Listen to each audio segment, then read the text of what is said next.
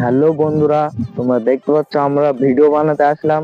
তো ওয়েদারের কারণে ছেলেপিলেও আসেনি, ভিডিও বানানো হবে না।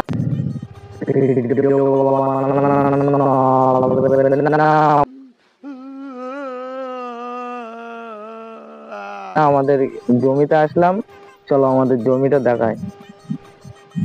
এসো আমার সাথে। দেখতে পাচ্ছ কত সবুজ ধান, ধান।